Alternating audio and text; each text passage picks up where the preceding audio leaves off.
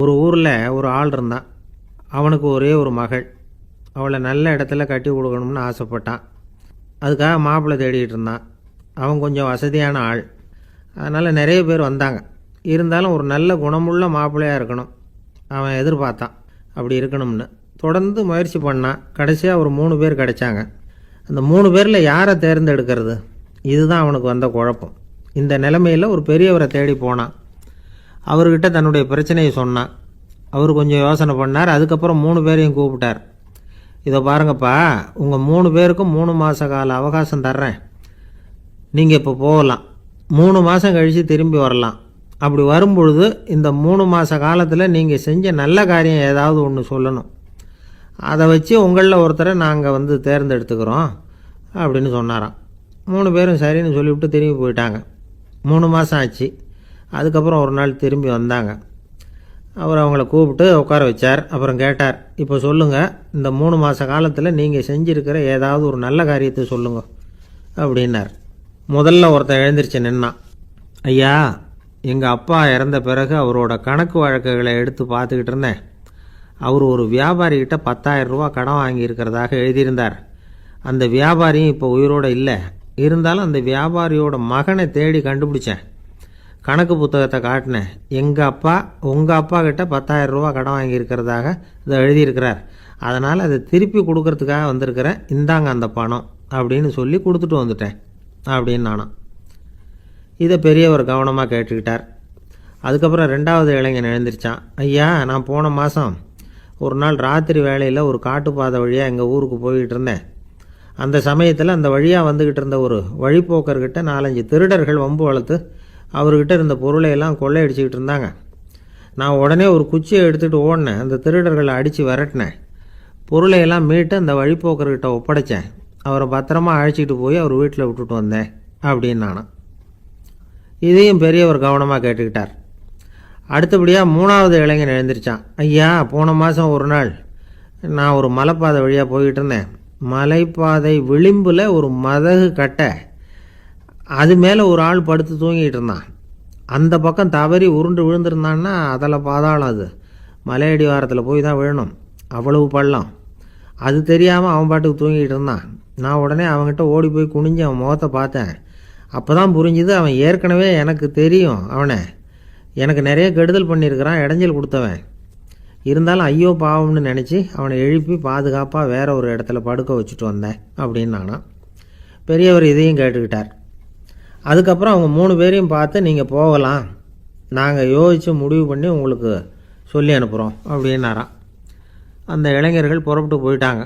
அதுக்கப்புறம் அந்த பெண்ணோட அப்பாவை பார்த்து சொன்னார், இந்த 3 பேருமே நல்ல பிள்ளைங்க தான், அதில் ஒன்றும் சந்தேகம் இல்லை.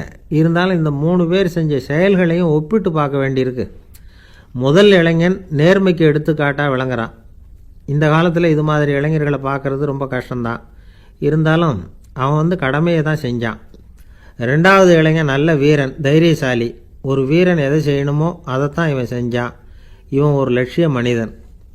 3வது இளைஞன் தன்னுடைய பகைவனுக்கே உதவி செஞ்சுருக்கான். அவன் உயிரை காப்பாற்றியிருக்கிறான். பகைவனுக்கு அருள்வதுங்கிறது ஒரு சாதாரண மனுஷனால் செய்யக்கூடிய காரியம் இல்லை. பகையை மறக்கிறதும் பகைவனுக்கு அருள்வதும் தெய்வீக பண்புகள். அதனால் இவனையே உன்னுடைய மகளுக்கு ஏற்ற மாப்பிள்ளையாக தேர்ந்தெடுக்கலாம் அப்படின்னு சொன்னாங்களாம். ஒரு நல்ல நாளில் அவங்களுக்கு திருமணம் நல்ல விதமாக நடந்து முடிஞ்சுதான். இது சுவாமி சின்மயானந்தர் சொல்லியிருக்கிற ஒரு கதை. இதிலேருந்து நாம் புரிந்து கொள்ள வேண்டிய ஒரு கருத்து, நமக்கு கெடுதல் பண்ணவங்களுக்கும் நாம் நல்லது செய்யணும். ஆனால் நடைமுறையில் அப்படி நம்மளால் செய்ய முடியறதில்ல. அதுதான் சிக்கல். நம்மால் ஒருத்தங்கிட்ட கேட்டேன், ஏண்டா உன்னுடைய பகைவன் ஒருத்தன் அது மாதிரி ஒரு மலைப்பாதை மதகு கட்டையில் படுத்திருந்தா உடனே நீ என்ன நினைப்ப அப்படின்னு கேட்டோம். இது ஒரு அருமையான சந்தர்ப்பம்னு நினைப்பேன் அப்படின்னா. எதுக்குன்னு கேட்டோம். அவனை அந்த பக்கமாக உருட்டி கீழே தள்ளுறதுக்கு அப்படின்னா. ஒரு காடு, நல்ல மரம்லாம் செழிச்சு இருந்தது. அப்படிப்பட்ட காட்டில் ஒரு சாது இருந்தார். அவர் எப்படின்னா எப்பவும் ஒரு மரத்தடியில் உட்காந்துருப்பார். ஏன்னா அவருடைய இருப்பிடமே அதுதான். அவர் என்ன பண்ணுவார், 3 கல் வச்சுருந்தார். செங்கல் மாதிரி இருக்கும், ஆனால் அதை விட கொஞ்சம் பெருசாக இருக்கும். எதுக்கு அந்த 3 கல்லுன்னா அதுதான் அவருடைய படுக்கை. அதாவது தூங்குறப்ப ஒரு கல்லை தலைக்கு கீழே வச்சுக்குவார், இன்னொரு கல்லை இடுப்புக்கு கீழே வச்சுக்குவார், இன்னொரு கல்லை காலுக்கு கீழே வச்சுக்குவார். உடம்பை வந்து அப்படியே ஒரு தகட்டால் மூடிக்குவார், அப்படியே தூங்கி போடுவார். மழை பெய்யுதுன்னு வச்சுங்க, அவர் உடம்பு வந்து 3 கல் மேலே இருக்குதா, அதனால் தண்ணி வந்து அடியில் ஓடி போடும், உடம்பு நனையாது. மேலே தகடு இருக்கிறதுனால மழையும் உடம்புல படாது. அவர் தூக்கமும் கெடாது, நிம்மதியாக தூங்குவார். பகலில் அந்த 3 கல்லையும் ஒரு சேர ஒரு அடுப்பு மாதிரி வச்சு அது மேலே உட்காந்துக்குவார். அதனால் பாம்பு பூச்சி எதுவும் அவரை வந்து தொந்தரவு பண்ணுறதில்ல, அது பாட்டுக்கு நடந்து போயிடும். அவர் பாட்டுக்கு நிம்மதியாக இருப்பார். யாராவது எதையாவது கொண்டுகிட்டு வந்து கொடுத்தா அதை வாங்கி சாப்பிடுவார், அவ்வளவுதான். ஒரு நாள் அந்த நாட்டு அரசன் காட்டுக்கு வேட்டையாட வந்தான். அந்த வழியாக வந்தப்போ இந்த சாது படுத்துருக்கிறத பார்த்தான், பரிதாபப்பட்டான். ஐயோ பாவம், இவர் இப்படி இந்த கல் மேலே உடம்பை வச்சுக்கிட்டு தூங்குறாரு, என்ன பாடுபடுவார், இவரை நாம் வந்து அரண்மனைக்கு அழைச்சிட்டு போய் சுகமாக நிம்மதியாக இருக்கிறதுக்கு வழி செஞ்சு கொடுப்போம், அது ரொம்ப நல்லாயிருக்கும் அப்படின்னு நினச்சான். அப்படி நினச்சிக்கிட்டே அரண்மனைக்கு வந்துட்டான். அதுக்கப்புறம் ஒரு பல்லக்கையும் 2 சேவகர்களையும் காட்டுக்கு அனுப்பி அந்த சாதுவை மெதுவாக இங்கே அழைச்சிட்டு வந்துடுங்க அப்படின்னு சொல்லி அனுப்பி வச்சான். இவங்க போய் அவர்கிட்ட விவரத்தை சொன்னாங்க. எனக்கு என்னத்துக்கு அரண்மனை வாசம் அப்படின்னார். இருந்தாலும் மன்னர் உத்தரவு, நீங்கள் அவசியம் வரணும் அப்படின்னாங்க இவங்க. சரின்னு சொல்லிவிட்டு வேறு வழி இல்லாமல் புறப்பட்டார். புறப்படும் பொழுது என்ன பண்ணாருன்னா, மறக்காமல் அந்த 3 கல் ஒரு தகடு அதையும் எடுத்து பல்லக்கில் வச்சுக்கிட்டார். என்னத்துக்கு இதையெல்லாம் எடுத்து வைக்கிறாரு அப்படின்னு சொல்லி அவங்க யோசனை பண்ணாங்க. இருந்தாலும் அதை பற்றி ஒன்றும் கேட்கல. பேசாமல் அவரை அழைச்சிட்டு போய் அரண்மனையில் விட்டுட்டாங்க. அரசன் ஓடி வந்தான், வரவேற்றான், அறுசுவை உணவு படைத்தான். அவர் படுக்கிறதுக்கு தங்க கட்டில், பட்டு மெத்தை, இப்படி எல்லாம் ஏற்பாடு பண்ணி வச்சான். இங்கே படுத்து ஓய்வு எடுத்துங்க அப்படின்னு சொல்லிவிட்டு அவன் பாட்டு போயிட்டான்.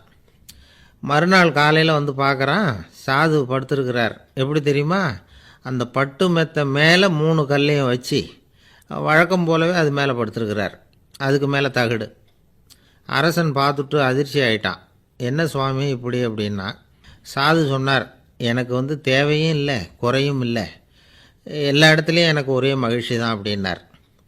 மகிழ்ச்சிங்கிறது தங்க கட்டிலேயோ பட்டு மெத்தையிலேயோ இல்லை, அது வந்து மனசில் இருக்கிற ஒரு விஷயம். உண்மையான மகிழ்ச்சிக்கு வழி வந்து மனப்பக்குவம் அப்படிங்கிறது அந்த அரசனுக்கு புரிஞ்சுதான். இந்த காலத்தில் ஒரு சாமியார், அவரை தேடி ஒரு சீடன் வந்தான். என்னாச்சு தெரியுமா, சுவாமி எனக்கு நிம்மதி வேணும், அதுக்கு என்ன வழின்னு கேட்டான். சாமியார் நிமிர்ந்து பார்த்தார். அப்புறம் சொன்னார், நீ ஏகப்பட்ட பேர்கிட்ட கடன் வாங்கியிருக்கிற, அதையெல்லாம் திருப்பி கொடுத்தா தான் உனக்கு நிம்மதி கிடைக்கும்னார். இவனுக்கு ஆச்சரியம். அது எப்படி சாமி, அவ்வளவு கரெக்டாக நான் கடன் வாங்கினதை கண்டுபிடிச்சிங்க அப்படின்னா.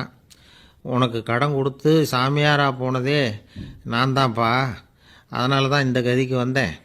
என்கிட்டயே வந்து நிம்மதிக்கு வழி கேட்குறியே, அதுதான்டா வேதனை அப்படின்னாராம் அவர். நம்பிக்கை இல்லைன்னா இந்த உலகத்தில் நாம் வந்து நடமாடவே முடியாது. அவநம்பிக்கையோடு இருந்துக்கிட்டு இருந்தால் என்றைக்கும் அவஸ்தை தான். நாம் நம்புறது நடக்குதோ இல்லையோ அது வேறு விஷயம். ஆனால் எதையும் நம்பி தான் நாம் அடி வைக்க வேண்டியிருக்கு. வேறு ஒன்றும் வேணாம், ஒரு லாட்ரி சீட்டு வாங்குகிறோம், அது எங்கே நமக்கு விழப்போகுது அப்படிங்கிற அவநம்பிக்கையோடவா வாங்குகிறோம். பரிசு நமக்கு தான் அப்படிங்கிற நம்பிக்கை உள்ளூர இருக்கிறதுனால தான் அதை வாங்குகிறோம். இருந்தாலும் முடிவு வேறு மாதிரி ஆகிடுது, அதுக்காக மனசு சோர்ந்து போகிறதில்ல, அடுத்த மாதமும் சீட்டு வாங்குகிறோம். இந்த நம்பிக்கை தான் மனித வாழ்க்கைக்கு ஆதாரம். ஒரு கடையில் போய் டீ சாப்பிட்றீங்க, அந்த டீ நல்ல டீ தானா, அதில் விஷம் கலந்துருக்குமா அப்படிங்கிற சந்தேகம் வந்துட்டுதுன்னு வச்சுங்க. அதுக்கப்புறம் அதை எப்படி நீங்கள் சாப்பிட முடியும், நம்பி தான் சாப்பிட்ணும். ரயில் ஒழுங்காக போய் சேருங்கிற நம்பிக்கை இருக்கிறதுனால தான் அதில் ஏறி உட்காடுறோம். லெட்டர் ஒழுங்காக போய் சேருங்கிற நம்பிக்கை இருக்கிறதுனால தான் பெட்டியில் போடுறோம். சரி, நம்ம கதையெல்லாம் நம்மளோட இருக்கட்டும். மனித நம்பிக்கை வந்து எந்த அளவுக்கு உறுதியாகவும் அறிவுபூர்வமாகவும் இருக்கணுங்கிறதுக்கு அலெக்சாண்டர் வாழ்க்கையில் நடந்த ஒரு சம்பவத்தை உதாரணமாக சொல்லலாம். இந்த உலகத்தையே ஜெயிக்கணும்னு புறப்பட்டார் அலெக்சாண்டர். ஒரு கட்டத்தில் அவர் சிட்னஸ் நதி கரைக்கு வந்து சேர்ந்தார். அந்த சமயத்தில் அவருக்கு கடுமையான நோய் வந்துட்டுது. அவர் கூடவே வந்திருந்த கிரேக்க வைத்தியர்கள் என்னென்னமோ முயற்சியெல்லாம் பண்ணி பார்த்தாங்க. இருந்தாலும் அலெக்சாண்டருக்கு வந்திருக்கிறது என்ன நோய்ங்கிறத அவங்களால கண்டுபிடிக்க முடியல. ஏன்னா அந்த பகுதியில் உள்ளவங்களுக்கு மட்டுமே அதிகமாக வரக்கூடிய ஒரு வினோதமான நோயாக இருந்தது அது. ஆனால் அவர் இருக்கிற இடம் எதிரியோட இடம், பாரசீக மன்னனோட ஆளுகைக்கு உட்பட்ட இடம். என்ன பண்ணுறது அப்படின்னு எல்லாரும் யோசனை பண்ணாங்க. பாரசீக மன்னனோட அரண்மனையில் இருக்கிற வைத்தியர் வந்தால் இந்த நோயை குணப்படுத்தி விடுவார் அப்படின்னு சொன்னாங்க. இருந்தாலும் எதிரியோட நாட்டில் இருக்கிற வைத்தியரை கூப்பிட்டு எப்படி நம்பி வைத்தியம் பார்க்க சொல்கிறது அப்படின்னு சொல்லி எல்லோரும் தயங்கினாங்க. ஆனால் அலெக்சாண்டர் தயங்கலை. பரவாயில்ல, அழைச்சிட்டு வாங்கன்னு விட்டார். உடனே அவரை போய் அழைச்சிட்டு வந்துட்டாங்க. அவர் வந்தார். அலெக்சாண்டர் உடம்பை பரிசோதனை பண்ணி பார்த்தார். சரி, இதை குணப்படுத்தி விடலாம், பயப்பட வேண்டியதில்லை. ஆனால் இதுக்கு ஒரு மூலிகை ரசம் தயார் பண்ணி கொடுக்கணும். நான் போய் அதை தயார் பண்ணிவிட்டு 2 நாளில் திரும்பி வந்துடுறேன் அப்படின்னு சொல்லிவிட்டு போனார் அந்த வைத்தியர். அதே மாதிரி 2 நாளில் திரும்பி வந்தார் மூலிகை ரசத்தோட. இதுக்கு இடையில் அலெக்சாண்டரோட தளபதிகளில் ஒருத்தர் ரகசியமாக ஒரு எச்சரிக்கை கடிதம் கொடுத்து அனுப்பியிருக்கிறான். அதை வாங்கி என்ன விஷயம்னு பார்த்தார். இப்போ உங்ககிட்ட வந்திருக்கிற எதிரி நாட்டு வைத்தியரை நம்பாதீங்கோ, அவன் கொண்டுகிட்டு வந்திருக்கிற மூலிகை ரசத்தில் விஷம் கலந்துருக்குது அப்படின்னு அதில் எழுதியிருக்கு. அதை பார்த்தார் அலெக்சாண்டர். இருந்தாலும் கொஞ்சம் கூட அலட்டிக்கலை. வைத்தியர் கொடுத்த மருந்தை வாங்கி கடகடன்னு குடிச்சிட்டார். குடிச்சுட்டு அதுக்கப்புறம் அந்த கடிதத்தில் இருந்த விஷயத்தை அந்த வைத்தியர்கிட்ட சொன்னார். வைத்தியர் திகைச்சு போயிட்டார். தன் மேலே அலெக்சாண்டர் வச்சிருக்கிற நம்பிக்கையை பார்த்து அவருக்கு ரொம்ப வியப்பு. வைத்தியர் உண்மையிலேயே நல்ல மருந்து தான் கொண்டுகிட்டு கொடுத்துருக்கிறார், அதில் விஷம்லாம் எதுவும் கலக்கலை. அதுக்கப்புறம் அலெக்சாண்டர் அந்த வைத்தியரை பார்த்து சொன்னாராம், நம்பிக்கைங்கிற அச்சாணியை ஆதாரமாக வச்சுக்கிட்டு தான் இந்த உலகம் சுற்றிக்கிட்டு இருக்குது. எனக்கு எதிரியாக இருந்தாலும் பாரசீக மன்னர் ரொம்ப பெரியவர். அப்பேற்பட்ட மன்னருடைய அரண்மனை வைத்தியர் தொழில் நேர்மை இல்லாதவராக இருக்க மாட்டார். அப்படி இருந்தால் அவரை அரண்மனை வைத்தியராக வச்சிருக்கவே மாட்டாங்க அப்படின்னு நம்பினேன். என்னுடைய நம்பிக்கை வீண் போகலை அப்படின்னாராம். இதுதான் மானுட நம்பிக்கைங்கிறது. இந்த காலத்துலேயும் இது மாதிரி இந்த மானுட நம்பிக்கையை ரொம்பவும் சாமர்த்தியமாக கையாளுகிற கெட்டிக்காரங்க சில பேர் இருக்கிறாங்க. இந்த காலத்து குரு, அவருக்கு ஒரு சிஷ்யன். குரு முன்னாடி அந்த சிஷ்யன் ரொம்ப பணிவாக நின்று, குருவே, உங்கள் கையால் விஷத்தை கொடுத்தாலும் அதை வாங்கி மடமடன்னு குடிச்சிருவேன் அப்படின்னா. உன்னுடைய குரு பக்தியை மெச்சினேன் அப்படின்னார் குரு. அதுக்கு அந்த சிஷ்யன், அப்படி இல்லை குருவே, உங்ககிட்ட சிஷ்யனாக இருக்கிறத விட உங்கள் கையால் விஷத்தை வாங்கி குடிச்சு விடுறது ரொம்ப நல்லது, அதனால தான் அப்படி சொன்னேன் அப்படின்னா. ஒரு ஊரில் ஒரு பெரிய ஞானி இருந்தார். அவர் படுக்கையில் இருந்தார். இன்னும் கொஞ்ச நேரம்தான் அவர் இந்த உலகத்தில் இருக்க போகிறார். அவரை சுற்றி ஏகப்பட்ட கூட்டம்.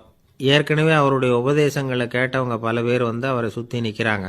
அந்த ஞானி மெதுவாக கண்ணை திறந்து பார்க்குறார். எல்லாரும் அவருடைய கடைசி வார்த்தையை கேட்கறதுக்காக அவளோட காத்துக்கிட்டு இருக்கிறாங்க. அந்த ஞானி மெதுவாக பேச ஆரம்பித்தார். நான் என்னுடைய வாழ்நாள் பூராவும் உங்களுக்கு நிறைய போதனைகள் சொல்லிக்கிட்டு இருக்கிறேன். பேரானந்தம், மகிழ்ச்சி, தியானத்தன்மை, இதை பற்றியெல்லாம் சொல்லியிருக்கிறேன். இப்போ நான் வேறு ஒரு கரைக்கு போய்கிட்டுருக்கிறேன். நான் இனிமேல் இந்த கரையில் இருக்க மாட்டேன். நீங்கள் நான் சொன்னதையெல்லாம் கேட்டீங்க, ஆனால் எதையும் நீங்கள் நடைமுறைப்படுத்தி பார்க்கல.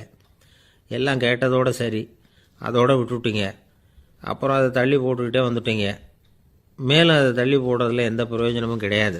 இப்போ நான் போய்கிட்டு இருக்கிறேன். உங்களில் யாராவது என்னோட வர்றதுக்கு தயாரா அப்படின்னு கேட்டார். அவ்வளவுதான். யாரும் வாயை திறக்கலை. ஒரே மௌனம், சத்தமே இல்லை.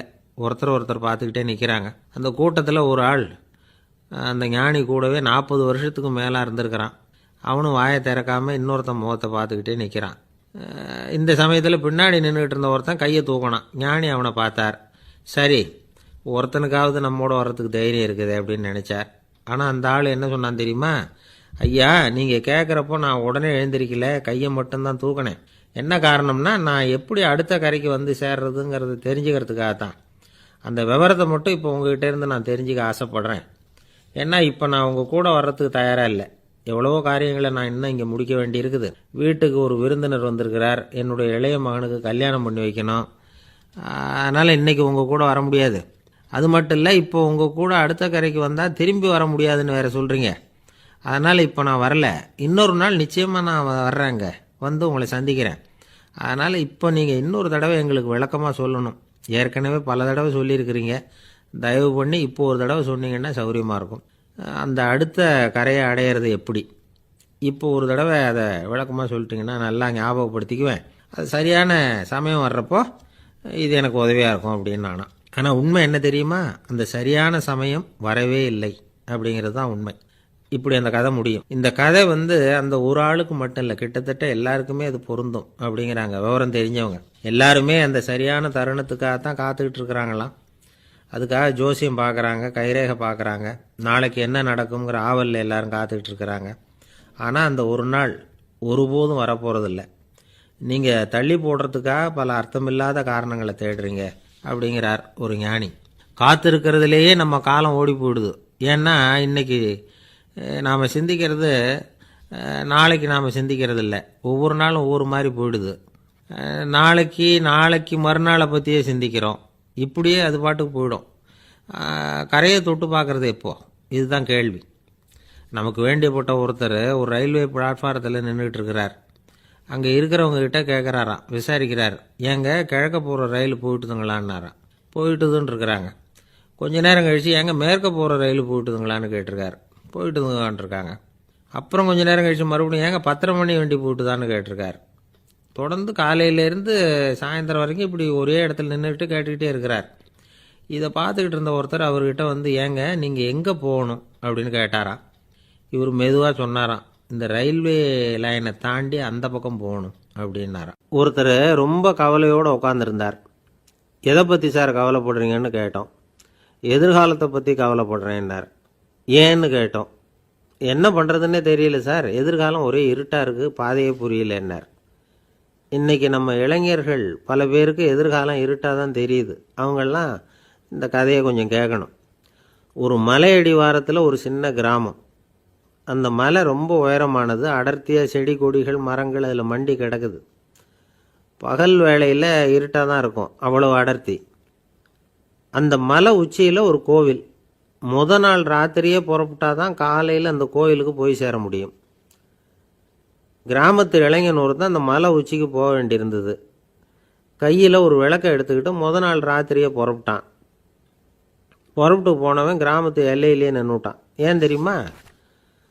அவன் கையில் இருந்த விளக்கோட வெளிச்சம் 10 அடி தூரத்துக்கு தான் தெரியுது. அது வரைக்கும் தான் பாதை தெளிவாக இருக்குது. அதுக்கு அப்பாலெல்லாம் ஒரே இருட்டாக இருக்குது, பாதை புரியல. இவன் யோசனை பண்ணி பார்த்தான். மனசுக்குள்ள ஒரு சந்தேகம். 10 அடி தூரம் தானே வெளிச்சம் தெரியுது, அப்படின்னா நாம் 10 அடி தூரம் தானே போக முடியும். அதுக்கும் அந்தாண்ட ஒரே இருட்டாக இருக்குதே, அதில் எப்படி நாம் நடந்து போகிறது? நாம் ரொம்ப தூரம் நடந்து போய் ஆகணுமே. அப்படிப்பட்ட நினப்பெல்லாம் அவனுக்கு வந்துட்டுது. இதுதான் அவன் மனசில் ஏற்பட்ட தயக்கம். இப்படி யோசிச்சுக்கிட்டே அந்த இளம் ஆசாமி புறப்பட்ட இடத்துலையே நின்றுக்கிட்டு இருக்கிறான். அந்த சமயத்தில் ஒரு வயசான பெரியவர் அந்த பக்கமாக வந்தார். அவர் கையில் இதை விட சின்னதாக ஒரு விளக்கு வச்சுருந்தார். அது எப்படின்னா அது ஒரு 5 அடி தூரத்துக்கு தான் வெளிச்சம் காட்டுது. அவ்வளவு சின்ன விளக்கு. அவரும் மலை உச்சிக்கு போகிறதுக்காக தான் வந்துக்கிட்டு இருக்கிறார். அவரை பார்த்து இவன் கேட்டான், என்ன பெரியவரே, இவ்வளவு சின்ன விளக்கை வச்சுக்கிட்டு அவ்வளவு தூரத்துக்கு எப்படி மலையேற போகிறீங்க அப்படின்னு கேட்டான். நீ ஏன் இப்படி தயங்கிக்கிட்டே நிற்கிறேன்னு கேட்டார் பெரியவர். என்கிட்ட இருக்கிற விளக்கு 10 அடி தூரத்துக்கு தான் பாதையை காட்டுதுன்னா. இப்போ பெரியவர் சொன்னார், தம்பி, உன் கையில் இருக்கிற விளக்கு கொடுக்குற வெளிச்சத்தை வச்சு நீ முதல்ல 10 அடி தூரம் முன்னாடி போ. 10வது அடியில் போய் நின்றுக்கிட்டு பாரு. மறுபடியும் ஒரு 10 அடி தூரத்துக்கு பாதை தெரியும். இப்படி உன் கையில் இருக்கிற விளக்கு தொடர்ந்து வெளிச்சம் காட்டிக்கிட்டே இருக்கும். நீ முன்னேற முன்னேற அந்த வெளிச்சமும் முன்னேறும். அதனால் எத்தனை கிலோமீட்டர் தூரம் வேணும்னாலும் நீ இந்த 10 அடி தூரம் வெளிச்சத்தை வச்சுக்கிட்டே நீ போயிடலாம், புறப்படு அப்படின்னார். இப்போ தான் அந்த பெரியவர் சொன்னது இளைஞனுக்கு பளிச்சுன்னு புரிஞ்சுதான். உடனே உற்சாகமாக புறப்பட்டான், உச்சிக்கு போய் சேர்ந்தான். இந்த கதையிலேருந்து நாம் புரிஞ்சிக்க வேண்டியது என்ன தெரியுமா? நீண்ட கால திட்டம் ஒன்று போடும் பொழுது நமக்கு முன்னாடி இருக்கிறத மறந்துட்டு மனசை போட்டு குழப்பிக்கக்கூடாது.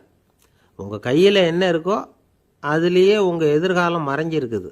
கண் முன்னாடி தெரியறத வச்சு ஆரம்பிங்க, போக போக வழி தானாக புலப்படும் அப்படிங்கிறார் ஒரு பெரியவர். பெரிய பயணங்களையெல்லாம் இப்படி தான் நடத்த வேண்டியிருக்கும். ஒவ்வொரு அடியாக எடுத்து வச்சா ஓடி போய் சேர்ந்து விடலாம். மலைச்சி போய் நின்றுட்டா நின்றுக்கிட்டே இருக்க வேண்டியது தான். நம்ம ஆள்லாம் ரொம்ப மோசமான இருக்கிறாங்க. ஒருத்தன் அப்படி தான் நீண்ட தூர பிரயாணம் ஒன்று புறப்பட்டான். ரயில் போய்கிட்டே இருந்தது. கொஞ்சம் தூரம் போச்சு, பாதி வழியில் கையில் வச்சுருந்த டிக்கெட்டை காற்றுல விட்டுட்டான். கொஞ்சம் தூரம் நடந்திருப்பான். இப்போ அந்த பெரியவர் மறுபடியும் கூப்பிட்டார், இளைஞனே இப்படி வாடினார். இவனுக்கு ஒன்றும் புரியல. மறுபடியும் திரும்பி நடந்தான். அவர் முன்னாடி போய் நின்னான். பெரியவர் சொன்னார், தம்பி, இங்கேருந்து அந்த கிராமத்துக்கு போய் சேர்றதுக்கு 5 நிமிஷம் ஆகும் அப்படின்னார். இப்போ அந்த இளைஞன் அந்த முதியவரை ஒரு மாதிரியாக பார்க்க ஆரம்பித்தான். அதுக்கப்புறம் கொஞ்சம் யோசித்தான். பிறகு அவர்கிட்டே கேட்டுட்டான், ஏங்க பெரியவரை, இதே பதிலை அப்போவே என்கிட்ட சொல்லியிருக்கலாமே. என்னை திரும்பி போன்னு சொல்லிவிட்டு பாதி தூரம் போனதுக்கப்புறம் மறுபடியும் கூப்பிட்டு அதுக்கப்புறம் இப்படி சொல்கிறீங்களே இது நியாயமா அப்படின்னா பெரியவர் சிரித்தார். அதுக்கப்புறம் சொன்னார், ஏன்பா நீ எவ்வளவு வேகமாக நடக்கிறேங்கிறத பார்க்காம நீ கிராமத்துக்கு போய் சேர வேண்டிய நேரத்தை எப்படி என்னால் சொல்ல முடியும்? அதனால தான் உன்னை கொஞ்சம் தூரம் நடக்க விட்டு உன்னுடைய நடையின் வேகம், அந்த கிராமம் இருக்கிற தூரம் ரெண்டையும் கணக்கு போட்டு அதுக்கப்புறம் நேரத்தை சொன்னேன்னார். சீடன் வந்து தலை குனிந்தான். அப்படியே திரும்பி வந்து சாக்ரட்டிஸ் முன்னாடி நின்னான். சாக்ரட்டிஸ் இப்போ சொல்கிறார், தம்பி அதுக்கு பேர் தான் புத்திசாலித்தனம். இந்த அறிவு கூர்மை வந்து எல்லா இளைஞர்களுக்கும் வரணும் அப்படிங்கிறதுக்காகத்தான் கத்தியை தீட்டாதே புத்தியை தீட்டு அப்படின்னு பெரியவங்கள்லாம் சொல்லிகிட்டு இருக்கிறாங்க. புத்தியை தீட்டுறவங்கெல்லாம் வாழ்க்கையில் அறிவாளியாகிறாங்க, தீட்டாதவங்க கோமாளியாகிறாங்க. இதுதான் இன்றைக்கி நடக்கிறது. அதனால் அறிவு கூர்மைங்கிறது வேற. இந்த காலத்து ஆசாமி ஒருத்தர் இன்னொருத்தரை பார்த்து கேட்டார், ஏங்க ஒரு விமானம் இங்கேருந்து புறப்பட்டு 2 மணி நேரத்தில் மதுரைக்கு போய் சேருது. நல்லா கவனிங்க, ஒரு விமானம் இங்கேருந்து புறப்பட்டு 2 மணி நேரத்தில் மதுரைக்கு போய் சேருது அப்படின்னா என்னோடய வயசு என்னன்னு கேட்டார். இவர் கேட்குறதுல ஏதாவது அர்த்தம் இருக்கா? அதாவது இங்கேருந்து புறப்பட்டு 2 மணி நேரம் ஆகுது மதுரைக்கு போகிறதுக்கு அப்படின்னா என் வயசு என்னன்னு கேட்குறாரே. இதை கேட்ட உடனே அவர் பதில் சொன்னார், அப்படின்னா உங்களோட வயசு 20 அப்படின்னார். எப்படிங்க அவ்வளவு கரெக்டாக சொன்னீங்க அப்படின்னு கேட்டார். வேறு ஒன்றும் இல்லை, எங்கள் பக்கத்து வீட்டில் ஒரு முழு பைத்தியம் இருக்குது, அதோட வயசு 40 அப்படின்னா உன் வயசு 20 தான் இருக்கணும் அப்படின்னார். அரை பைத்தியம்னு முடிவு பண்ணிக்கிட்டார். அதனால் வாழ்க்கையில் அறிவு கூர்மைங்கிறது ரொம்ப அவசியம். அந்த புத்திசாலித்தனம் இருக்கிறவங்க வாழ்க்கையில் வெற்றி பெறுவது நிச்சயம். சாலை ஓரமாக அழுதுகிட்டு உட்காந்துருந்தான். பிச்சை எடுத்து சாப்பிட்ற ஒருத்தன் அந்த பக்கமாக வந்தான். இவனை பார்த்தான். ஏன் அழுதுகிட்டு உட்காந்துருக்கிற, என்னாச்சு உனக்கு அப்படின்னு கேட்டான். அதுக்கு இவன் சொன்னான், என்கிட்ட ஒன்றுமே இல்லை, நான் இந்த உலகத்தில் இருந்து என்ன பிரயோஜனம், அதனால தான் அழுதுகிட்டு இருக்கிறேன் அப்படின்னா. உன்கிட்ட மறைஞ்சிருக்கிற புதையல் என் கண்ணுக்கு நல்லா தெரியுது, அது உனக்கு புரியல, அதனால தான் அழுதுகிட்டு இருக்கிற அப்படின்னா. என்னது புதையல் இருக்குதா, உன் கண்ணுக்கு தெரியுதா அப்படின்னு கேட்டான். ஆமாம் எனக்கு தெரியுது, அந்த புதையலை நீ விற்கிறதுக்கு தயாராக இருக்கிறியா அப்படின்னு கேட்டான் இவன். இதை கேட்டதும் அந்த இளைஞனுக்கு ரொம்ப ஆச்சரியமாக போச்சு. என்னது இப்படி கேட்குறானே அப்படின்னு. என்கிட்ட ஒரு காசு கூட இல்லையே, அப்படி இருக்கிறப்போ புதையல் எங்கேருந்து வந்தது அப்படின்னா. இந்த நேரத்தில் அந்த பிச்சைக்காரன் சிரித்தான். இப்படி தான் இந்த உலகத்தில் எல்லோரும் சொல்லிகிட்டு இருக்கிறாங்க, என்கிட்ட ஒன்றுமே இல்லை ஒன்றுமே இல்லைன்னு சொல்லி. ஆனால் அவங்கக்கிட்ட தான் புதையல் இருக்குது, நீ வேணும்னா என் கூட வா, நம்ம நாட்டு அரசர்கிட்ட போவோம், உங்ககிட்ட இருக்கிற புதையலை அவர் நல்ல விலைக்கு எடுத்துக்குவார் அப்படின்னா. அது எப்படி உனக்கு தெரியும்னா, இதுக்கு முன்னாடியும் இது மாதிரி பல பேரை நான் வந்து ராஜா கிட்ட அழைச்சிட்டு போயிருக்கிறேன், அதனால தான் உன்னை பார்த்தேன், உன்னையும் கூப்பிட்றேன், நீ சரின்னு சொன்னால் உன்னை அழைச்சிட்டு போகிறேன், உங்ககிட்ட இருக்கிற புதையலை அவர் நல்ல விலை கொடுத்து எடுத்துக்குவார் அப்படின்னு சொன்னான். இவன் இப்படி சொல்கிறது அந்த இளைஞனுக்கு ஒன்றுமே புரியல. இது என்னது இந்த ஆள் இப்படி சொல்லிகிட்டு இருக்கிறான், நம்மக்கிட்ட என்ன இருக்குது, அதுவும் இல்லாமல் இவனே பிச்சை எடுத்து சாப்பிட்டுக்கிட்டு இருக்கிறான், இவன் போய் நம்மளை ராஜா கிட்ட அழைச்சிட்டு போகிறதா போகிறேங்கிறானே என்ன அப்படின்னு சொல்லி அவன் யோசனை பண்ணான். என்ன யோசிக்கிற, உனக்கு பணம் வேணும்னா என்னோட வா அப்படின்னா. இளைஞன் ஒரு முடிவுக்கு வந்தான். சரி, இங்கேயே உட்காந்துக்கிட்டு இருக்கிறத விட அங்கேயாவது போய் பார்ப்போமே, இங்கே அழுதுகிட்டு உட்காந்துருக்கிறதுல என்ன பிரயோஜனம், ஏதோ கூப்பிட்றான் போய் பார்த்துட்டு வருவோமே அப்படின்னு சொல்லி அவன் கூட புறப்பட்டான். பிச்சைக்காரன் முன்னாடி போயிட்டே இருக்கிறான், இந்த இளைஞன் பின்னாடி நடந்து போயிட்டுருக்கான். 2 பேரும் அரண்மனையை நோக்கி போகிறாங்க. பாதி வழி போயிருப்பாங்க. வழியில் அந்த பிச்சைக்காரன் சொன்னான், இதை பாரு, முன்னாடியே சில விஷயங்களை நாம் பேசிக்க வேண்டியிருக்கு, சரியாக தெளிவாக முடிவு எடுத்துக்கிட்டு அதுக்கப்புறம் ராஜாக்கிட்ட போகணும். ஏன்னா அங்கே போய் அது முடியாது இது முடியாதுன்னு நாம் நமக்குள்ளே சண்டை போட்டுக்கிட்டு இருக்க முடியாது. ராஜாவுக்கு விலையை பற்றி கவலையே இல்லை, எவ்வளவு சொன்னாலும் நமக்கு பணம் கிடச்சிரும். ஆனால் அதுக்கப்புறம் நான் இதை விற்கிறதுக்கு தயாராக இல்லைன்னு சொல்லிடக்கூடாது. அதனால் புதையலை விற்கிறதா இல்லையாங்கிறத இங்கேயே தெளிவாக முடிவு செஞ்சுக்கணும். இல்லைன்னா ராஜா கிட்ட போய் அங்கே போய் குழப்பிக்கிட்டு இருக்க முடியாது அப்படின்னு சொன்னான். இளைஞனுக்கு ஒன்றுமே புரியல. என்ன சொல்கிற நீ, என்கிட்டயா புதையலா, எங்கே இருக்குது அப்படின்னு சொல்லி குழம்பி போனான். இப்போ அந்த பிச்சைக்காரன் சொன்னான், இதை பாரு, இப்போ உதாரணத்துக்கு உன்னுடைய கண்களை எடுத்துக்கோ, அதுக்கு நீ என்ன விலை கேட்டுற போகிற? நான் அதுக்கு ராஜா கிட்டே இருந்து ஒரு 50,000 ரூபா வாங்கி தர முடியும். உன்னுடைய இருதயத்தை கொடுக்குறியா, 20 லட்சம் ரூபா வாங்கி தரேன். மூளையை கொடுக்குறியா, 30 லட்சம் வாங்கி தரேன். என்ன சொல்கிற அப்படின்னு சொல்லி இந்த பிச்சைக்காரன் பேசிக்கிட்டே போகிறான். இளைஞனுக்கு கோபம் வந்துட்டுது. என்ன உளர்ற, உனக்கு என்ன பைத்தியமா? கண்ணையும் மூளையையும் இருதயத்தையுமா விற்பாங்க? என்ன விலை கொடுத்தாலும் அதையெல்லாம் நான் விற்கிறதுக்கு தயாராக இல்லை, நான் விற்க மாட்டேன். அதை கொடுத்துட்டு நான் என்ன பண்ணுறது? இப்படி நான் மட்டும் இல்லை, யாருமே இதை விற்கிறதுக்கு தயாராக இருக்க மாட்டாங்க அப்படின்னு சொன்னான் அந்த இளைஞன். இவன் இப்படி சொன்னதும் அந்த பிச்சைக்காரன் வாய் விட்டு சிரிக்க ஆரம்பிச்சுட்டான். இப்போ பைத்தியமானது நானா நீயா? லட்சக்கணக்கான கோடிக்கணக்கான ரூபாய் பொறுமானம் உள்ள பொருள்களை உங்ககிட்டயே வச்சுக்கிட்டு விற்க முடியாதுன்னு சொல்கிற நீ தான் ஏழை. என்கிட்ட ஒன்றுமே இல்லைன்னு மரத்தடியில் உட்காந்து அழுதுகிட்டு இருக்கிறியே அப்படின்னு சொன்னான். இன்றைக்கி பார்த்திங்கன்னா பல பேர் தன்கிட்ட புதைஞ்சிருக்கிற ஆற்றலை புரிஞ்சிக்க முடியாமல் அவதிப்பட்டுக்கிட்டு இருக்கிறாங்க. நம்மக்கிட்ட என்ன இருக்குங்கிறது அவங்களுக்கு தெரியறதில்ல. அதனால தான் என்கிட்ட ஒன்றுமே இல்லைன்னு சொல்லி அழுதுகிட்டு இருக்கிறாங்க. இதை விளங்க வைக்கிறதுக்கு பெரியவங்க சொல்கிற கதை இது. நம்மக்கிட்ட இருக்கிற புதையலை நாம் தான் தோண்டி எடுக்கணும். உண்மையான புதையலுங்கிறது உள்ளே இருக்குது. ஆனால் அதை வெளியில் தேடுற ஆசாமிகள் தான் அதிகம். சராசரி மனித இயல்பு அப்படி. நம்மக்கிட்ட விலை மதிக்க முடியாத பகுத்தறிவு இருக்குது. அதை வச்சுக்கிட்டு வாழ்க்கையில் முன்னேறத்துக்கு முயற்சி பண்ணணும். என்கிட்ட ஒன்றுமே இல்லைன்னு நினச்சி ஓரமாக உட்காந்துடக்கூடாது. முயற்சி செஞ்சால் முடியாத காரியம் எதுவுமே இல்லை. ஒரு ரயில்வே ஸ்டேஷன் பக்கம் வெளியில் ஒரு டாக்ஸி நின்றுட்டு இருந்தது. அந்த பக்கமாக வந்த ஒருத்தர் டாக்ஸி டிரைவரை பார்த்து சொன்னார், ஐயா, உங்கள் வண்டியில் பின் சீட்டில் ஒரு மணி பர்ஸு கிடக்கு, யாரோ மறந்து விட்டுட்டு போயிருக்கிறாங்க அப்படின்னார். இல்லை அது காலி பர்ஸு தான், நான் தான் அதை அங்கே போட்டு வச்சுருக்கிறேன்னார் டிரைவர். ஏன்னு கேட்டார் அவர். இதுக்கு டிரைவர் சொன்னார், அதை பார்க்குற யாராவது அதை எடுத்துக்கலாம்ங்கிற ஆசையிலையாவது சவாரிக்கு வருவாங்க, அதுக்காக தான் போட்டு வச்சுருக்கிறேன் அப்படின்னார்.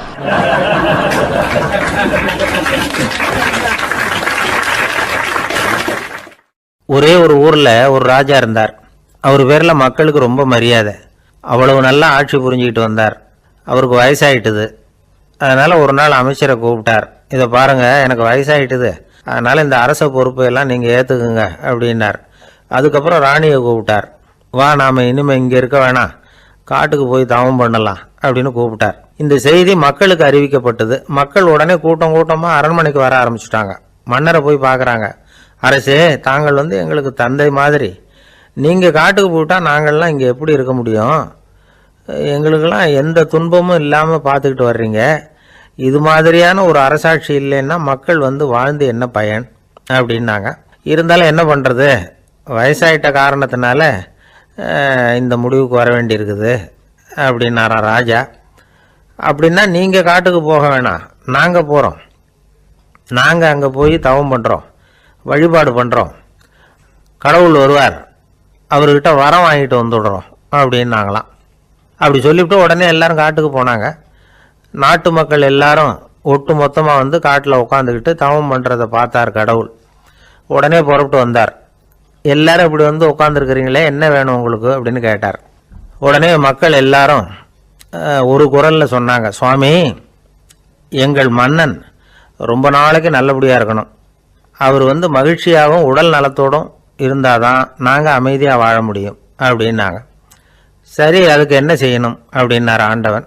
எங்கள் மன்னருக்கு இன்னும் ஒரு 100 வருஷம் ஆயுளை கொடுங்க அப்படின்னாங்க. அவ்வளவு தானே, சரி அப்படியே ஆகட்டும் அப்படின்னு சொல்லிவிட்டு ஆண்டவன் போயிட்டார். மக்கள் மகிழ்ச்சியோடு திரும்பி வந்தாங்க. மன்னா, கடவுள் வரம் கொடுத்துட்டார், நீங்கள் 100 வருஷம் வாழ போகிறீங்க அப்படின்னாங்க. இதை கேட்டதும் ராணி ராஜாவை வணங்கி, நான் தவம் செய்ய போகிறேன் அப்படின்னு புறப்பட்டாங்க. உடனே மக்கள் என்ன நினச்சாங்க தெரியுமா? ஐயோ, நாம் ராஜாவுக்கு மட்டும்தானே நீண்ட ஆயுள் வேணும்னு வரம் வாங்கினோம், ராணிக்கு வாங்கலையே, அதுதான் கோபத்தில் புறப்பட்டாங்க போல இருக்கு அப்படின்னு நினச்சி வருத்தப்பட்டாங்க. ஆனால் ராணி நினச்சது அது இல்லை. ராணி போய் தவம் பண்ணாங்க, கடவுள் காட்சி கொடுத்தார். இவங்க கேட்குறாங்க, சுவாமி, ராஜாவுக்கு மட்டும் 100 வருஷம் ஆயுள்னு வரம் கொடுத்துட்டீங்க, அப்படின்னா குடிமக்களும் 100 வருஷம் இருக்கணும், இப்படிப்பட்ட குடிமக்கள் இல்லைன்னா அப்படிப்பட்ட அரசன் இருந்து என்ன பிரயோஜனம் அப்படின்னாங்களாம். ஆண்டவன் பார்த்தார், சரி அவங்களும் 100 வருஷம் வாழ்வாங்க, அது மட்டும் இல்லை நீயும் 100 ஆண்டு காலம் வாழ வரமளிக்கிறேன் அப்படின்னு சொல்லிவிட்டு மறைஞ்சிட்டார். இதில் ஆண்டவன் வர்றதும் மறையிறதும் முக்கியம் இல்லை. இதில் கவனிக்க வேண்டியது ஆள்கிறவனின் விசால மனம், குடிமக்களின் விசால மனம், ஆள்கிறவன் மனைவியினுடைய விசால மனம். இப்படி ஒரு நாடு இருந்துட்டுதுன்னா எப்படி இருக்கும் வாழ்க்கை நினச்சி பாருங்கள்.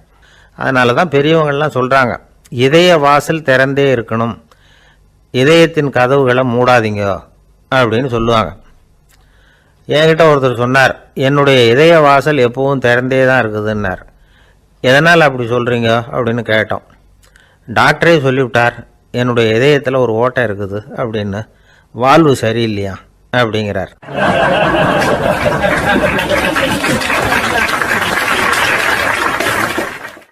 ஒரு ராஜா ஊரெல்லாம் சுற்றி பார்த்துட்டு வரலாம்னு ஒரு நாள் புறப்பட்டு போனார். ஒரு இடத்துல தறி நெசவு வேலை ரொம்ப மும்முரமாக நடந்துக்கிட்டு இருந்தது. ஒரு பெரியவர் தறியால் நெசவு வேலை செஞ்சுக்கிட்டு இருந்தார். பக்கத்தில் ஒரு அழகான பொண்ணு உட்காந்து நூலை சுற்றிக்கிட்டு இருக்குது. ராஜா அந்த பெரியவரை பார்த்து யார் இந்த பொண்ணுன்னு விசாரித்தார். ராஜா அப்படி கேட்டதும் அவருக்கு ரொம்ப பெருமையாக போயிட்டுது. ஏன்னா உட்காந்துருந்தது அவரோட மகள். அரசே, இது என்னுடைய மகள், இவ வேகமாக நூல் திரிக்கக்கூடியவள், வைக்கோல் எடுத்து இவ திரிச்சா கூட அது எல்லாம் பவுனிழையாக வெளியில் வரும் அப்படின்னு ஒரு ராசி இவளுக்கு அப்படின்னு ரொம்ப பெருமையாக ராஜா கிட்ட சொன்னார். ராஜா இதை கேட்டதும் அசந்துட்டார். அப்படியா, இவ்வளவு அழகும் சாமர்த்தியமும் உள்ள இந்த பொண்ணு என்னோட வரட்டுமே, இவளை என் மருமகளை ஆக்கிக்கிறேன் அப்படின்னார் ராஜா. அந்த பெரியவருக்கு ஒன்றும் புரியல. ஏதோ கொஞ்சம் பெருமையாக சொல்ல போக அது இப்படி ஆயிட்டுதே அப்படின்னு கவலைப்பட்டார். இருந்தாலும் ராஜா பேச்ச தட்ட முடியுமா, மகளை அனுப்பி வச்சுட்டார். ராஜா அந்த பொண்ணை அரண்மனைக்கு அழைச்சிட்டு வந்தார். அங்கே ஒரு அறையில் வச்சு பூட்டி விட்டார். அந்த ரூமு நிறைய வைக்கோலை கொண்டாந்து போட்டு அடைச்சாங்க. 3 ராட்டைகள் வேற வச்சுருந்தாங்க.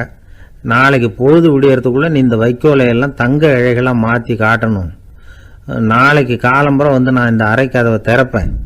உன் தகப்பன் சொன்னது மாதிரி எல்லாம் தங்கமாக மாறி இருக்கணும், இல்லைன்னா நீ உயிர் தப்ப முடியாது அப்படின்னு உத்தரவு போட்டார்.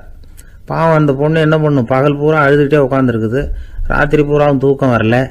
மறுநாள் அதிகாலை நேரத்தில் யாரோ கதவை தட்டுற சத்தம் கேட்டுது. பயந்துக்கிட்டே கதவை திறக்கிறா. திறந்து பார்த்தா வெளியில் 3 அவலட்சணமான பெண்கள். ஒருத்திக்கு வந்து கால் அகலமாக முறை மாதிரி இருக்குது, இன்னொருத்திக்கு கட்டை விரல் கரண்டி மாதிரி பெருசாக இருக்குது, 3ஆவது பொண்ணுக்கு உதடு தடித்து ரப்பர் மாதிரி தொங்கிக்கிட்டு இருக்கு. யார் நீங்கள், உங்களுக்கு என்ன வேணும் அப்படின்னு கேட்குது இந்த பொண்ணு. நாங்கள் உங்களுக்கு உதவி செய்கிறதுக்கு தான் வந்திருக்கிறோம் அப்படின்னு சொல்லி உள்ளே வந்தாங்க. உட்காந்தாங்க. கொஞ்ச நேரத்துக்குள்ளே உள்ளே இருந்த வைக்கோலையெல்லாம் தங்க இழைகளாக மாற்றி கொடுத்துட்டு போயிட்டாங்க. காலையில் ராஜா வந்தார், பார்த்தார். ஆகா பேஷுனார். இன்னும் கொஞ்சம் வைக்கோலை கொண்டாந்து அந்த ரூமில் போட சொன்னார். இந்த வைக்கோலையும் இன்னைக்கு தங்கமாக மாற்றி விடு, நாளைக்கு மறுநாள் உனக்கும் இளவரசனுக்கும் கல்யாணம்னு சொல்லிவிட்டார். இன்னைக்கு ராத்திரி அந்த 3 பொண்ணுங்களும் வந்தாங்க. வைக்கோலை பொண்ணு இழைகளாக மாற்றினாங்க, புறப்பட்டாங்க. இந்த பொண்ணு அவங்க காலில் விழுந்து வணங்கினா. என் உசுரை காப்பாற்றினீங்க, உங்களுக்கு நான் என்ன கைமாறு செய்ய போகிறேன் அப்படின்னா. பயப்படாத, நீ விரும்பினா எங்களுக்கு ஒரு உதவி செய்யலாம். உன்னுடைய கல்யாணத்துக்கு நாங்கள் 3 பேரும் வரோம். நீ எங்களை வந்து வரவேற்று ராஜாக்கிட்டையும் இளவரசர்கிட்டையும் நாங்கள் உன்னோட பெரியப்பா பொண்ணுங்கன்னு சொல்லி அறிமுகப்படுத்தி வை, நாங்கள் விருந்து சாப்பிட்டுட்டு போயிடுறோம் அப்படின்னாங்க. ரொம்பவும் சந்தோஷமாக சரின்னு ஒத்துக்கிட்டா. கல்யாண நாள் வந்தது. கல்யாணம் ரொம்ப கோலாகலமாக நடந்துக்கிட்டு இருக்கு. எல்லா தேசத்து ராஜா ராணிகளும் வந்துக்கிட்டு இருக்கிறாங்க. அந்த 3 அவலட்சணமான பொண்ணுங்களும் வந்து சேர்ந்தாங்க. யார் இவங்கன்னு கேட்டார் ராஜா. என் பெரியப்பா பொண்ணுங்க அப்படின்னா அந்த பொண்ணு.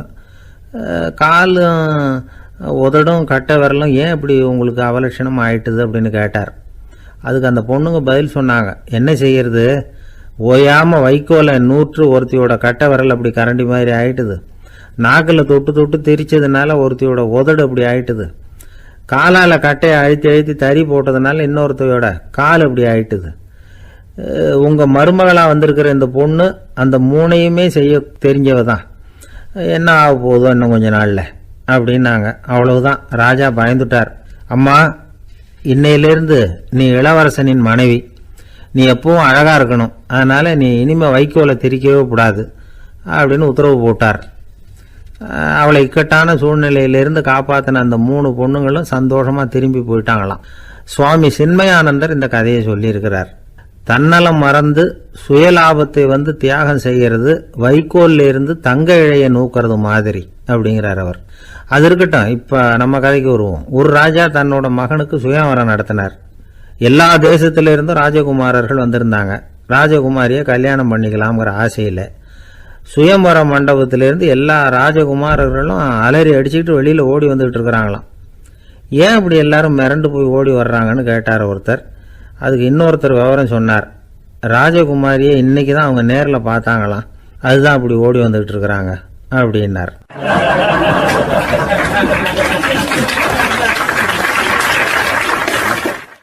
ஒரு ஊர்ல ஒரு ராஜா இருந்தார். அவர் அடிக்கடி காட்டுக்கு வேட்டையாட போவார். சில நண்பர்களையும் கூட அழைச்சிக்கிட்டு போவார். காட்டுக்கு போனதும் ஆளுக்கு ஒரு பக்கமா போய் வேட்டையாடுவாங்க. சாயந்தரமா திரும்பி வருவாங்க. மறுநாள் அரண்மனையில் உட்காந்து ஒவ்வொருத்தரும் அவங்க அனுபவங்களை எல்லாம் சொல்லிக்குவாங்க. அவங்க வீரத்துக்கு தகுந்த மாதிரி பரிசை அந்த ராஜா கொடுப்பார். இது மாதிரி ஒரு தடவை எல்லாரும் வேட்டைக்கு போயிட்டு திரும்பி வந்ததும் உட்காந்து பேச ஆரம்பிச்சிருக்கிறாங்க. ஒருத்தன் சொன்னா தன்னுடைய வீர தீர செயலை பத்தி அளக்க ஆரம்பிச்சுட்டான். ஏன்னா அது எதுக்கு பரிசு கிடைக்க போகுதுல்ல, அதனால. அவன் என்ன சொன்னான் தெரியுமா? அரசே, நேற்றுக்கு காட்டுல என்னாச்சு தெரியுமா? எனக்கு நேரா ஒரு சிங்கம் வாயை திறந்துகிட்டு வந்துட்டுது. நான் பயப்படவே இல்லை. உடனே ஒரு கல்லை எடுத்து குறி பார்த்து வீசினேன். சிங்கத்து வாய்க்குள்ள போய் அந்த கல் மாட்டிக்கிட்டுது. அவ்வளவுதான். அந்த சிங்கம் என்னை பார்த்துட்டு பயந்துட்டு ஒரே ஓட்டமா திரும்பி ஓடி போயிட்டுது அப்படின்னா. ஆஹா பலே அப்படின்னு எல்லாரும் கை தட்டினாங்க. ரெண்டாவது ஆள் ஒருத்தன் எழுந்திரிச்சான். அவன் சொல்ல ஆரம்பிச்சான். அரசே, நான் போன வழியில 2 பெரிய மலைப்பாம்பு கிடந்தது. என்னை முழுங்கிறதுக்கு வந்தது. நான் என்ன பண்ணேன் தெரியுமா? அந்த 2 பாம்போட வாலையும் ஒன்னா சேர்த்து முடிச்சு போட்டுட்டேன். அவ்வளவுதான். அது அங்க இழுக்க இது இங்க இழுக்க முடிச்சு நல்லா இறுகி போட்டுது அப்படின்றான். ஆஹா அற்புதம்னு சொல்லி எல்லாரும் கை தட்டினாங்களாம். அடுத்தபடியா 3வது ஆள் ஒருத்தன் வந்தான். அவன் சொல்ல ஆரம்பிச்சான். மன்னா, நான் போன பாதையில குறுக்க ஒரு ஆறு, அதுல இறங்கி குளிச்சேன். யாரோ காலை பிடிச்சி இழுக்கிறது மாதிரி இருந்தது. திரும்பி பார்த்தா ஒரு பெரிய முதலை.